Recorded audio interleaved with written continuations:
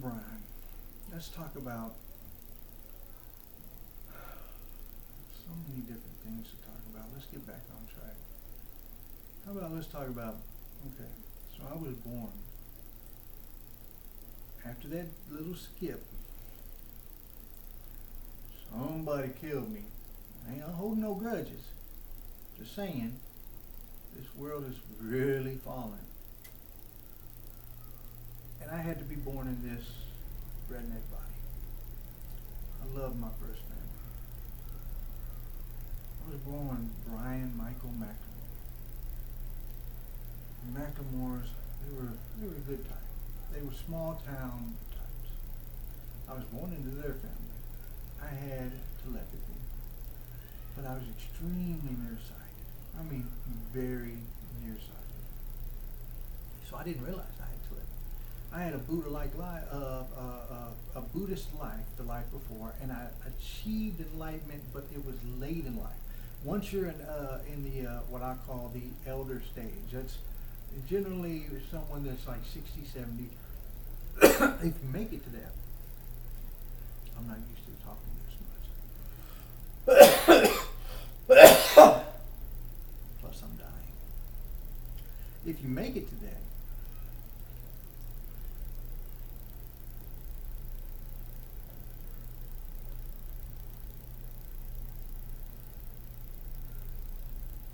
you're blessed already to be an elder.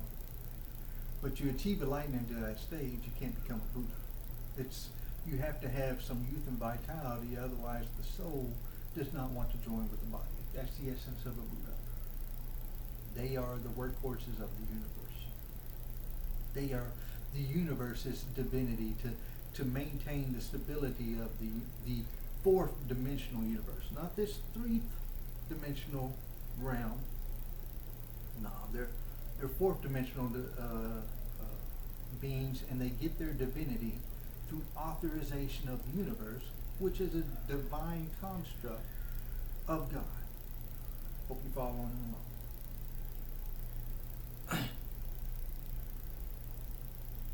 So I had achieved the enlightenment last life, too old to do it. But that's the thing, I think I was actually in my 50s. You can, maybe I misspoke, the 60 or 70 may be the vulnerable stage. The elder stage is the midlife crisis. Maybe that's the one I don't want to admit, because I'm Gen X.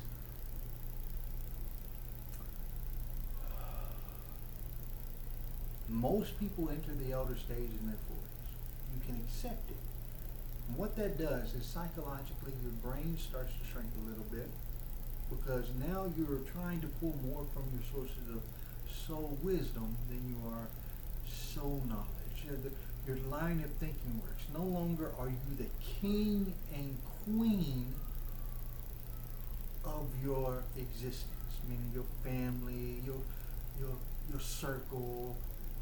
Most people that are, I'd say, from puberty to that stage are in what I call the king or queen stage.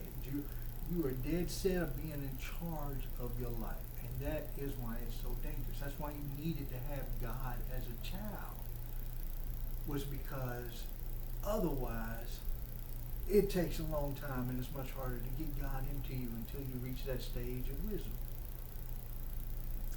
How many people die? How many of your friends have you seen die without knowing truly, they know of God, they know of Christ, and that is the problem. The devil already is, they knew about it, why they get another chance? They knew about it. They lived in a nation built on Christian values. They knew about it. Why should they get another chance? No, they're mine. That's how the devil plays you. That's how the devil steals the destiny of our ancestors. Because they are born in a place where Jesus is taught. They know friends. They've had family that have tried to talk to them about a little bit about Jesus, a little bit about the gospel, just enough to meet the requirements. And then the devil shuts it down hard. The devil showers them with wealth, showers them with females, showers them with whatever they want, because they've met the requirements. Now go live your secular, productive life. Well, now wages are getting paid. The devil's cashing in his checks. He's swapping out souls. Y'all don't see it, but it's happening everywhere. This is the end. Everything will be revealed. How fast do things seem like they're getting revealed to you? Seems pretty dang quick to me. Almost to where the stuff I was talking about revealing is, by the time I upload these, it's going to probably feel like a Tuesday to y'all. I'll get lost in all the clutter. That's fine. The Lord will get in the hands of who needs it. Also, remember, I'm autistic. I mentioned that ADHD also. I've recently found all the fidgeting I've done all my life is in response to the stimuli constantly in my body. You know, I have never felt truly inside of this body, and that explains why I'm an angel. For an angel, a human existence is a cast-off existence. When you come down here having an angel existence, you go back, you don't stay looking, you go back to looking at your angel existence. Once the job's done, you take the suit off.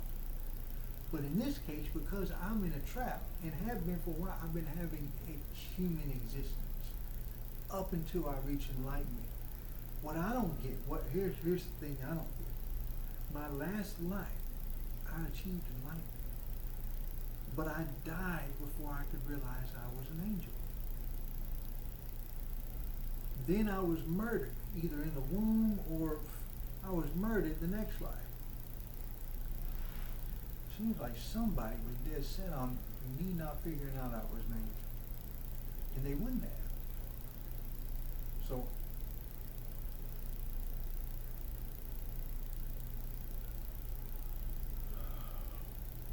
let's talk a little bit more about the Macklemores. My mother and grandmother I could talk to telepathically. My Meemaw.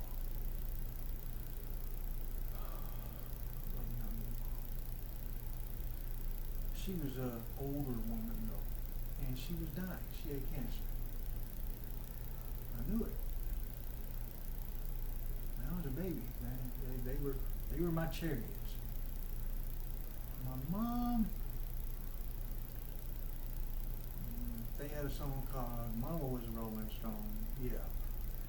Mama always looked for happiness in relationships. She tried, and the moment she felt unstable again, new relationship was the song. Or as long as she was, a lot of times she was with Henry, the second marriage, it was a new project, until that no longer saw.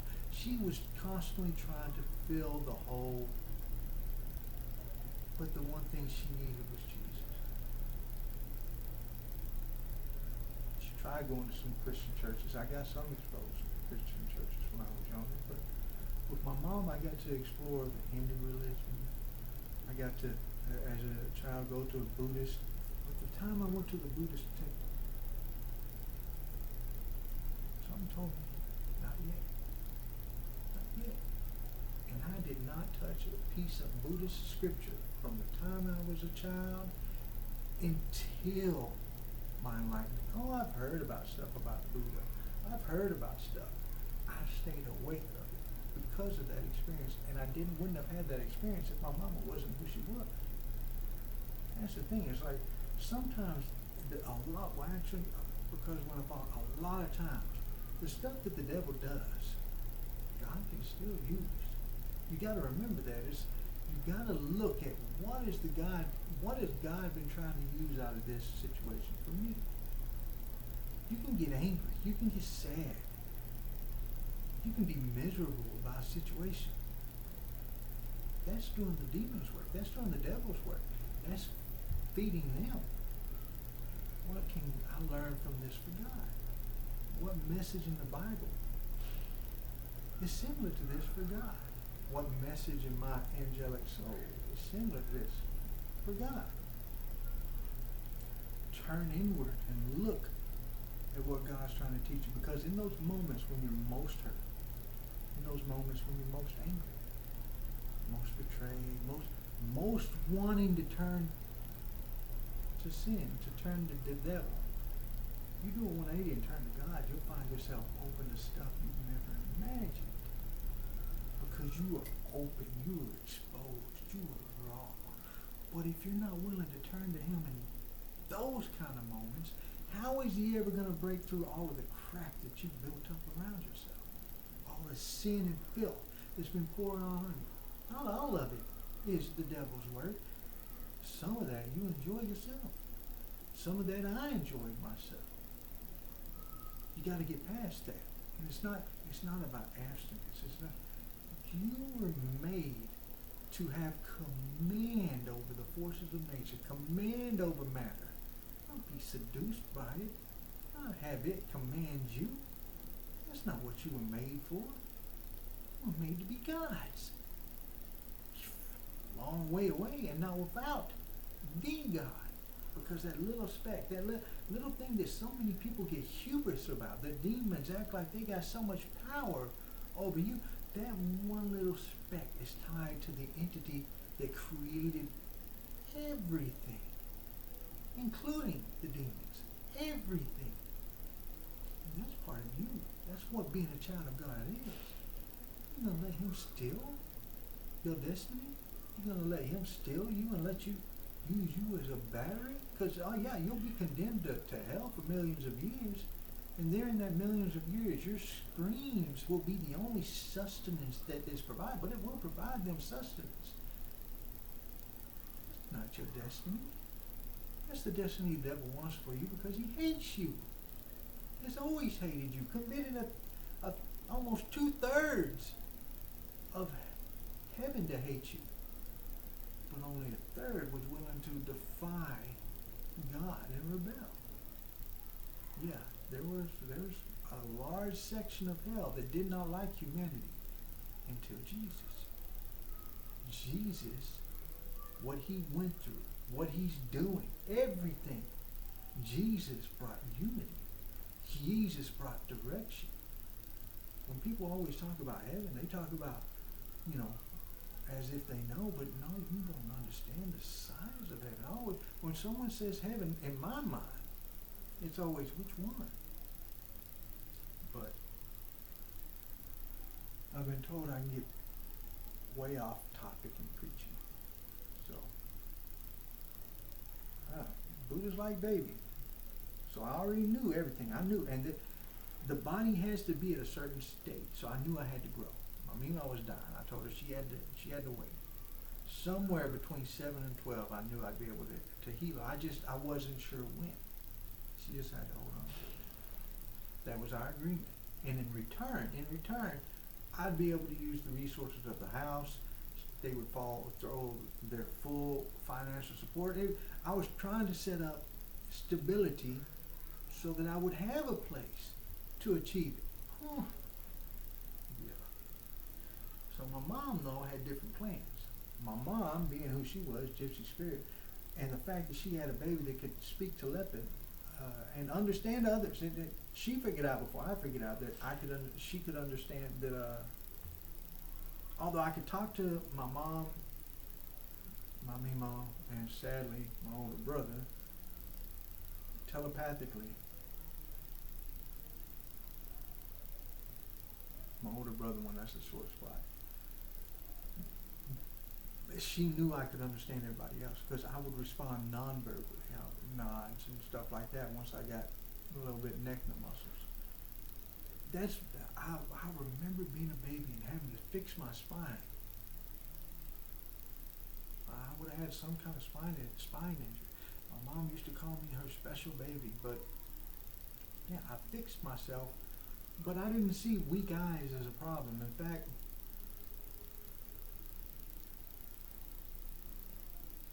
I didn't want to be around people mainly because of the noise. Maybe that's why I didn't really care about the weak eyes. So she knew though that it was within like 3 feet. I couldn't read people's minds. She figured it out for me. When I figured it out, I was in the kitchen, and my uncle was sitting there, and he always would not shut up about lawn care, riding lawnmowers and stuff like that. I'm like, because me, mom, and papa had bought a riding lawnmower, and that was a big deal, and they had a huge yard, and anyway, I thought he was talking. No, because he responded to someone in the other room and said, I think this boy is simple.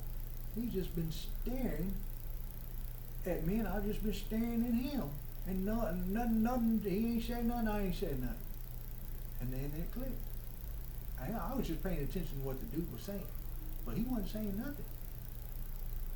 After that point, I pulled a little bit more in. It became about a foot. Except for the people I was willing to contact, then I could push it out further. But I had telepathy. Well, my mom saw that as an opportunity. It was a chance to better her life. So she was real quick jump in that mindset. I mean, my mom had already been, she met somebody just after high school.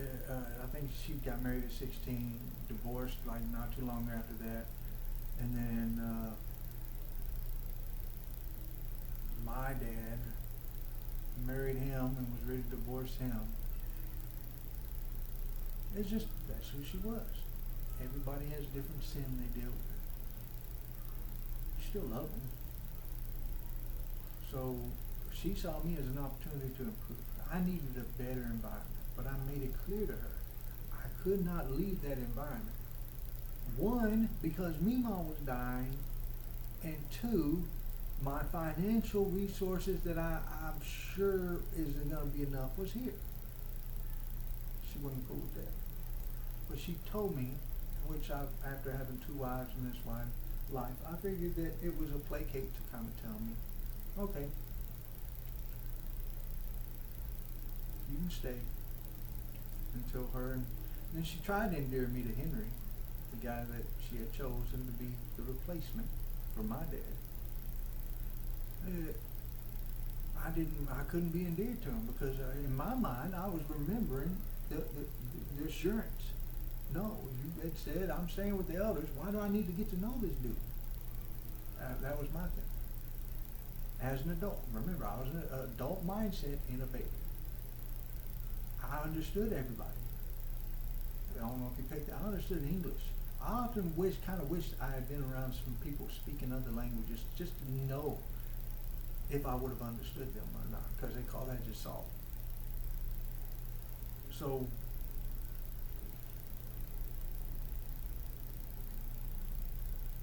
she one day shows up, puts Clint and me on the couch and says, she's taking us and we're moving in with Henry. Defies everything that I had set up, everything that months of plotting and scheming, whenever all you can do is lay on your back and play with your crib toys. All you could do is plot. All flushed down the drain. My personality let go of my consciousness. That personality imploded. And in the matter of a minute, I went from being an adult with a huge intelligence, I mean Buddha-like intelligence, Buddha-like wisdom, in a baby, to I was not quite 2, around 2, to a baby intelligence inside of that 2-year-old, still with adult wisdom. My personality imploded, and from that moment, it was a struggle to rebuild. But what the devil does, and I'm not even sure if that was the devil, because that was a whole new opportunity for me. Talk about that in another video. Again, my name is Brian. His kingdom comes. It comes soon.